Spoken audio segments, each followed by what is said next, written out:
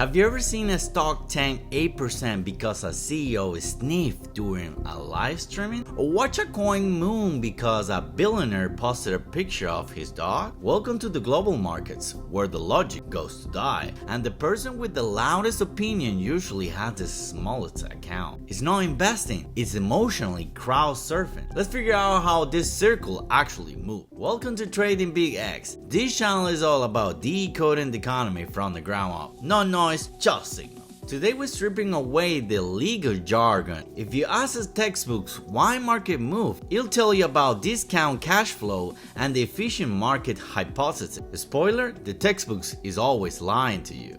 The market isn't a calculator, it's a giant, panicky, greedy, and occasionally Brian crowd trying to guess the future before it happens. Prime move on the information, expectation, and most importantly, the messy reality of human psychology. Before we dive into the matrix, do me a favor, hit the subscribe button and tag the like. It tells the algorithm you're here for the signal, not for the noise. And honestly, comment right below. Do you think markets are 80% math or 80% emotion? I'll be replying to the most interesting takes.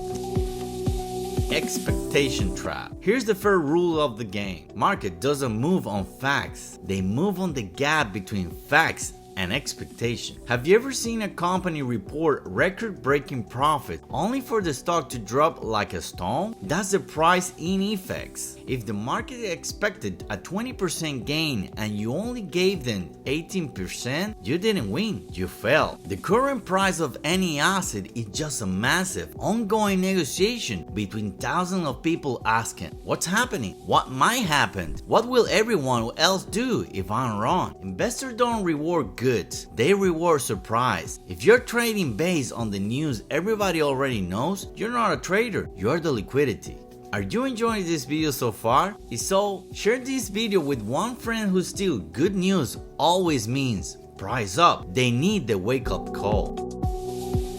Information versus belief. Information is the fuel, but belief is the spark. When a piece of news hits the wires, inflation data, a Fed speech, geopolitical upsides, the market doesn't read the data, it interprets it. Think of the market as a voting machine. New infos arrive and everyone updates their stories. Sometimes it's not even hard data, it's a rumor about a rumor. Why does the market react before the facts are out? Because the market is forward looking, it's not waiting for the future to arrive, it's trying to front run it. If the market sends a change in the narrative, the praxis adjusts instantly. It's not about truth, it's about consensus of truth. If enough people believe a rock is a diamond, the price goes up until it doesn't. The expensive cough of May. There's one thing the market hates more: bad news. That's uncertainty. Risk can be calculated. You can hedge against a 10% drop, but you cannot hedge against I have no idea what's happening. The uncertainty spikes. Humans do one or two things. They freeze or they panic. This is what market looks like when they've been hit by a lightning. The facts are unclear. We'll fill the gap with our darkest fear. Uncertainty increases the risk premium. People serve first and ask questions when the smoke clears.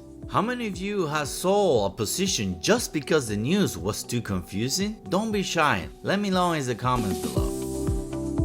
The psychology of the herd. Now let's talk about the part that makes professional analysis cry. Human nature. Fear, greed, FOMO, and regrets. These aren't just feelings, they are market drivers.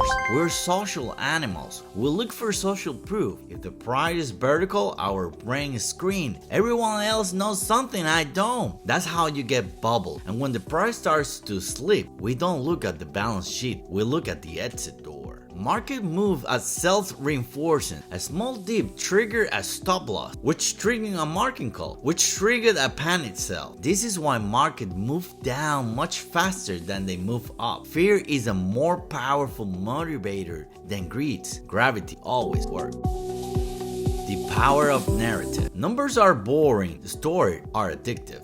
A PE ratio is just a number, but the future of AI energy infrastructure is a narrative. Narrative help us simplify a complex world, but they also make us blind. Once a narrative takes hold, like inflation is transitory or houses never goes down, people stop looking at data. They only look for confirmation. This is the narrative gravity. It pulls prices so far from reality until the rope snaps, and when it's snapped, it's violent.